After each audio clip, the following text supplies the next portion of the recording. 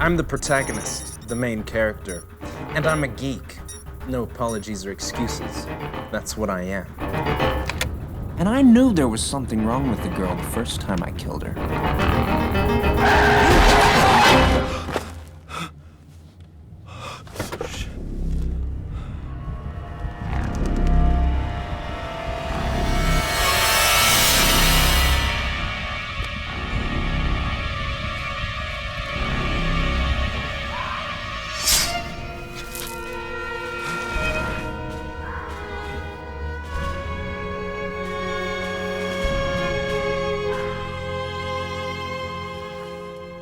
Well, anyway, I write computer games.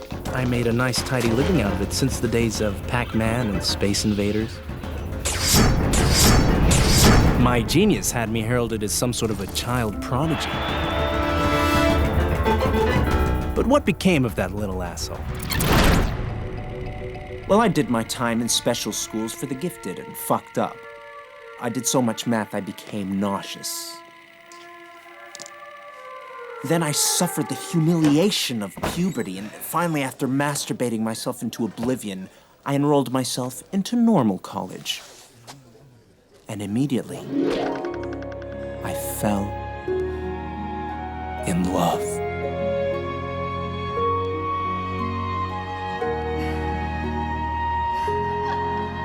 Unfortunately, the object of my affection was a little bit out of my league. On the back of her established modeling career, she'd already won endorsements with large pharmaceutical companies to sell beauty products. In fact, she was only dabbling with the schoolwork to prove to the world that she wasn't stupid.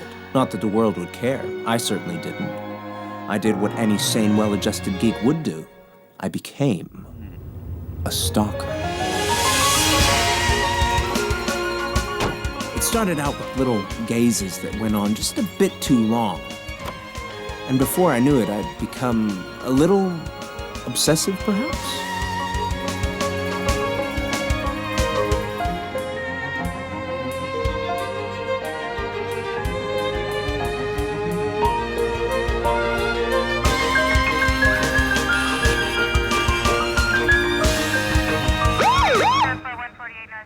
Unfortunately, the law isn't particularly understanding of desire. What I describe as enjoying nature's beauty, the law looked upon as perversion. You know, restraining orders are really difficult to adhere to when you're always in the same building.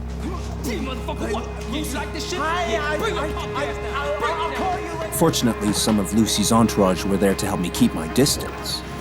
God knows what I would have done. They were really understanding. Good guys, just looking out for my Lucy. I mean, I didn't want to shoot them all in the face with a gun or anything.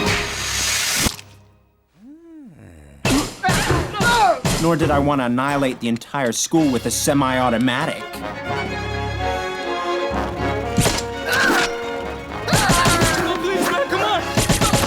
Fortunately, my ability to express my anger through the medium of video games means I'm a very passive guy. So what with the restroom antics and my prior conviction, you can understand my hesitation to do the right thing when I end up killing the most popular girl in school.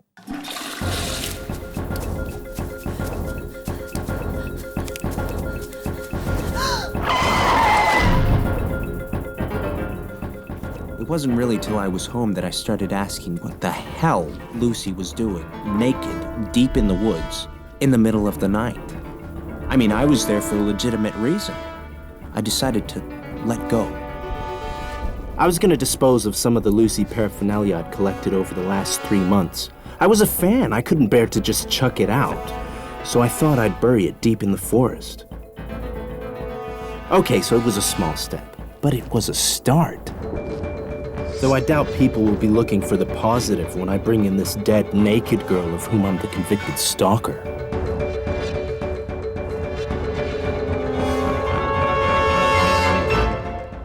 So I unpack the merchandise and stick it back up on the walls in a cunning attempt to act like nothing's happened. And I end up having a really good night's sleep.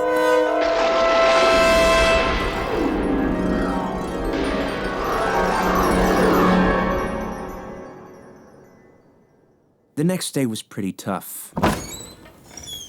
The guilt was painful. I kept wanting to vomit. But I forced myself to go in, only to discover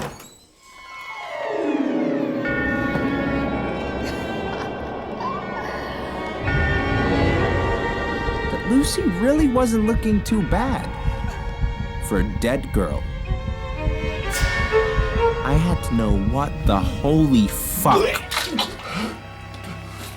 And there was only one way to find out.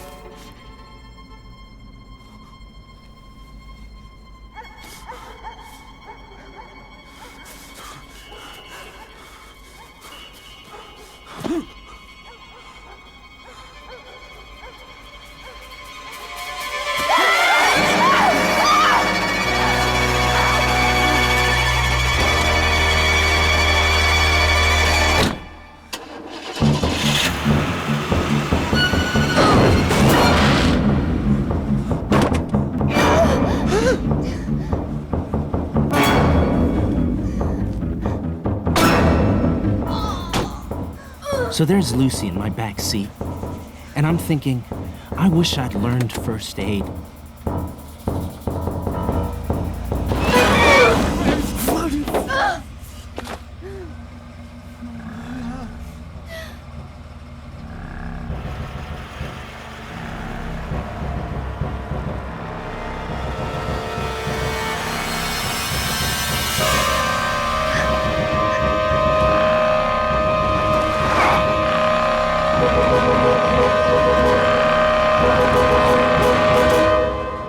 I'll admit I was more confused now than I'd ever been. So I calmly made my getaway.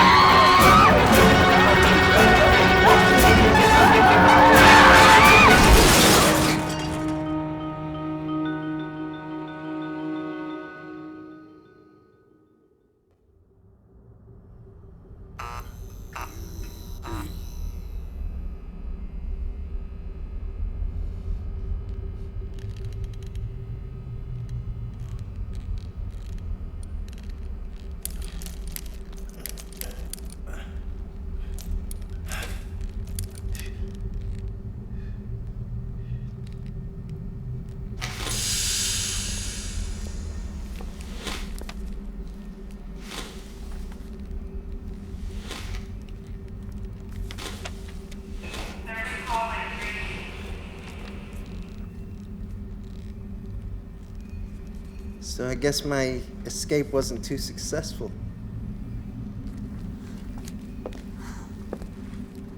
I'm sorry about the stalking and the running you over. But I'm having a real problem getting a grip on what's going on, let alone what I've done. Let me tell you what you've done, you idiot. You've become obsessed by my image, just like they wanted you to. Right. Who are they? You don't know anything. I think that's fair to say. Shane. I'd take about any explanation right now. Please, tell me what the hell is going on. Please. Sure. Okay, he's ready to move. There are 1,500 or so life-size Lucy dolls ready for shipping. Lucy dolls? We're clones, dear. Produced 21 years ago for the sole purpose of becoming the ultimate commodity. You're not supposed to speak to him. He's not gonna remember a thing. Can I continue? Thank you. Yes, Matt. We are the greatest tie-in. Lucy One's father loved her so much, he set up a limited company to market her. Of course, he had to make her famous first, but that's all in hand. When she's hot, all of us Lucy clones will be boxed up and sold to the highest bidder. You two can own your very own Lucy. And best of all, they're all programmed to act the way you want. You can have sedate Lucy or bitch Lucy, whatever turns you on. Though I'm sure our biggest market, Japanese businessmen, will be going for schoolgirl Lucy.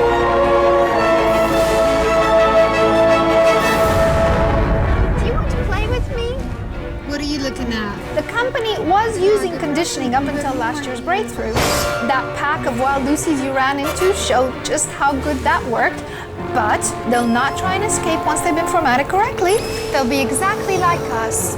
Happy little workers. But you don't seem happy. Come on, we'll escape together. This isn't my costume. I'm Gothic Lucy. The nihilistic approach works better with my black dress. Your skull feeling like it's run out of disk space? Fortunately, the brain is nothing more than an organic computer, and now they figured out how to program it. Sweet dreams.